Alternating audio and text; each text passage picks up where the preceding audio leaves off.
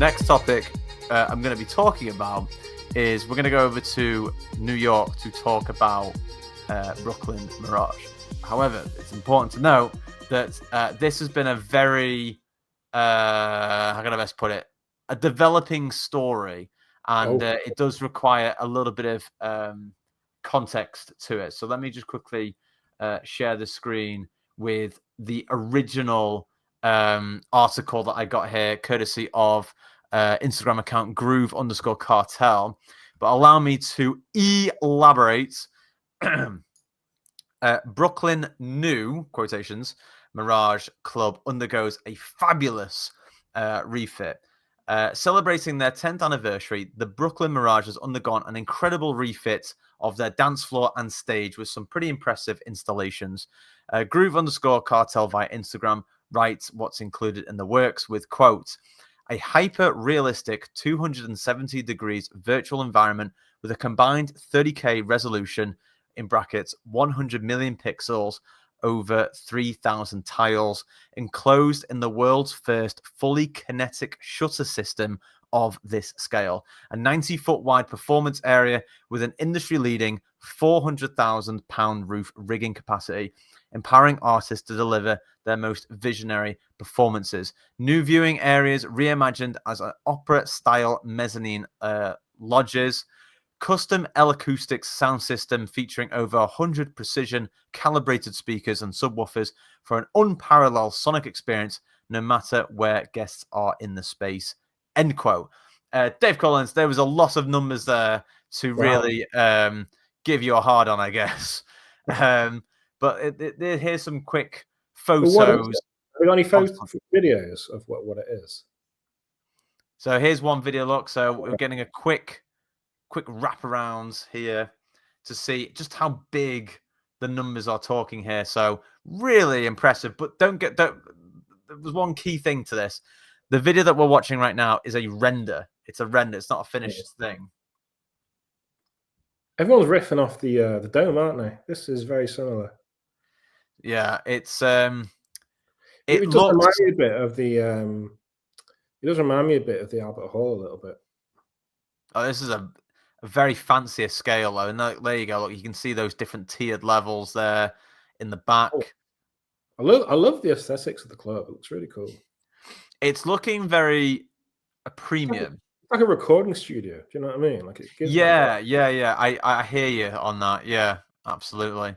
And just whilst you're looking at that, I just need to quickly look at what some of these latest developments were, because man, there's quite a few. There's quite a few things. Aha!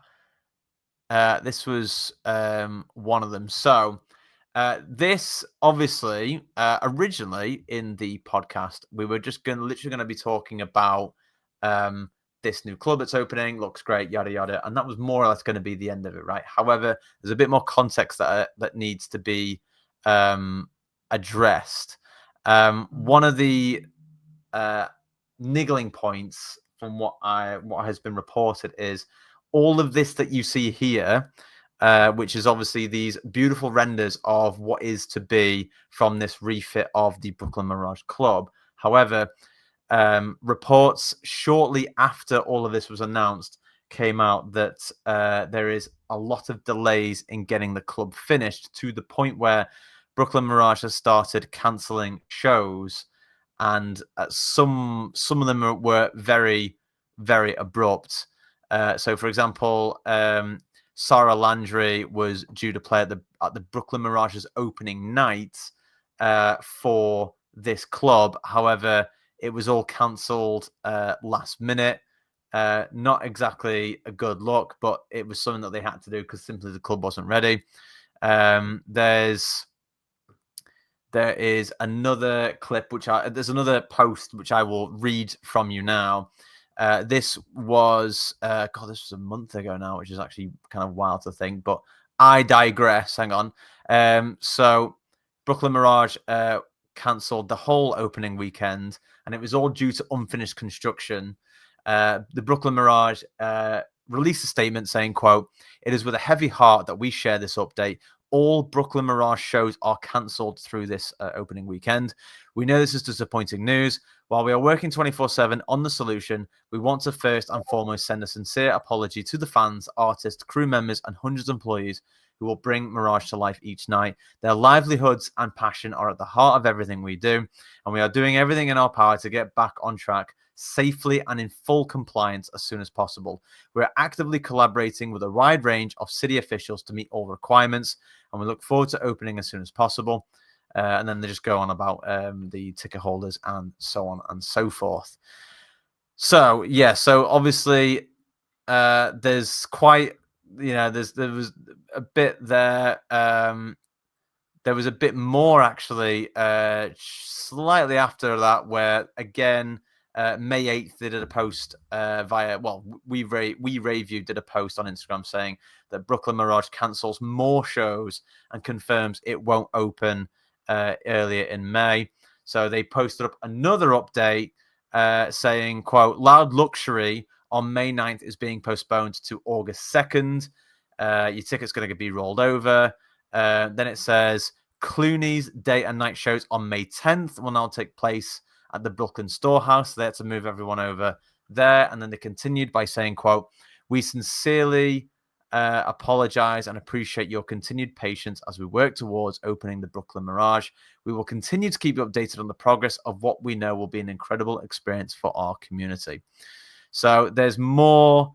There's even more as well, actually. There's a little bit more to do with Sarah Landry's story, which I think we'll probably get into for another time. But that was basically the extended news edition just for that post in particular, just because I knew there was extra context to that as well.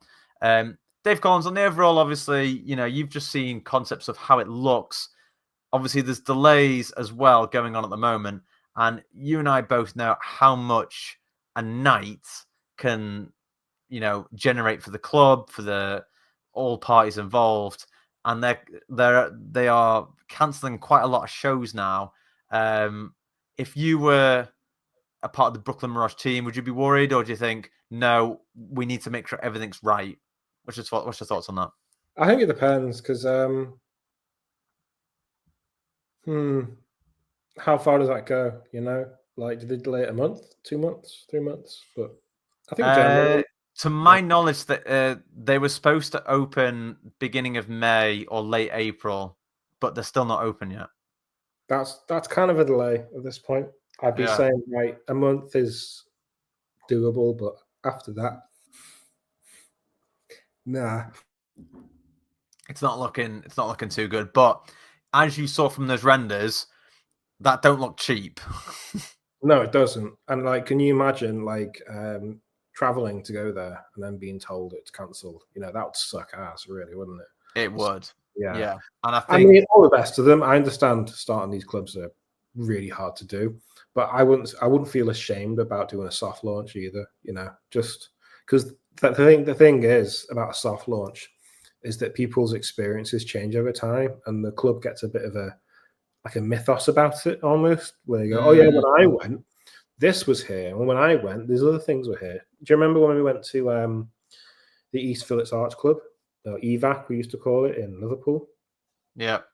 Every time we went there, in the beginning, they kept opening different rooms, and presumably they were building them still. But it was like every time we went there, it was a different club, and people heard like loads of crazy tales about there's loads of different rooms, but no one can pin down which room was which, and it sort of develops this kind of interesting narrative about it. So a soft launch works if you do it right, definitely.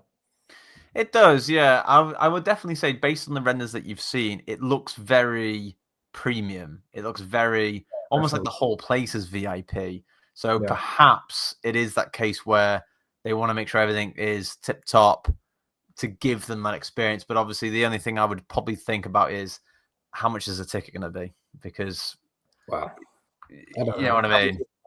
I don't know. Like, are they charging universe level prices, or? I don't know if it's universe, but like we are talking about Brooklyn, New York, and there's not a lot of clubs knocking about in New York anymore. So that's kind of wild, really, when you think about it. You think it would be teaming with clubs, wouldn't you? I mean,